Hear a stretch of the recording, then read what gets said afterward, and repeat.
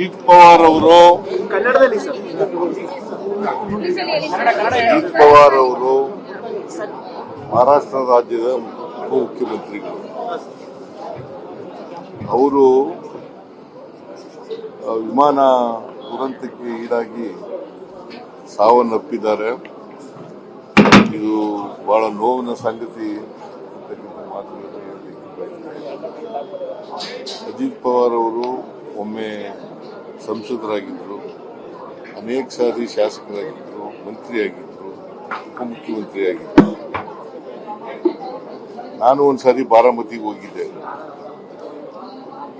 ಬಾರಾಮತಿ ಅವರು MLA ಆಗಿದ್ದಾಗ, ವಿರೋಧ ಪಕ್ಷದಲ್ಲಿದ್ದಾಗ ಹೋಗಿದ್ದೆ. ನಾನು ಶರದ್ ಪವಾರ್ ಅವರು ಕರ್ಕೊಂಡು ಹೋಗಿದ್ದರು ಅಲ್ಲಿಗೆ. ಎಂತಿದ್ರು ಸುಪ್ರಿಯಾ ಸುಳೆ ಅವರು ಲೋಕಸಭಾ ಸದಸ್ಯರಾಗಿದ್ದರು.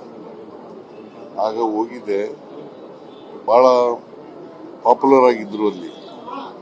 ಸುಮಾರು ಅನೇಕ ಸಾರಿ ಬಾರಾಮತಿ ಕಾನ್ಸ್ಟಿಟ್ಯೂನ್ಸಿಯಿಂದ ಗೆದ್ದಿದ್ರು. ಅಲ್ಲಿ ಬಹಳ ಪಾಪ್ಯುಲರ್ ಆಗಿದ್ದರು. ಅವರು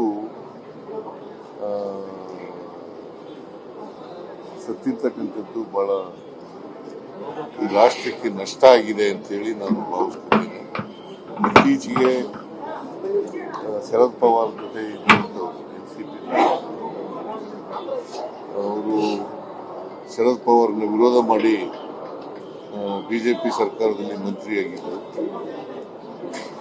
ಆಮೇಲೆ ಚೆನ್ನಾಗಿದ್ರು ಶರದ್ ಪವಾರ್, ಚೆನ್ನಾಗಿದ್ರು. ಅವರು ನಿಧನ ಆಗಿರ್ತಕ್ಕಂಥ ದುರಂತ, ಇದು ಒಂದು ದುರಂತ, ಅಪಘಾತಕ್ಕೀಡಾಗಿರ್ತಕ್ಕಂಥದ್ದು ದುರಂತ.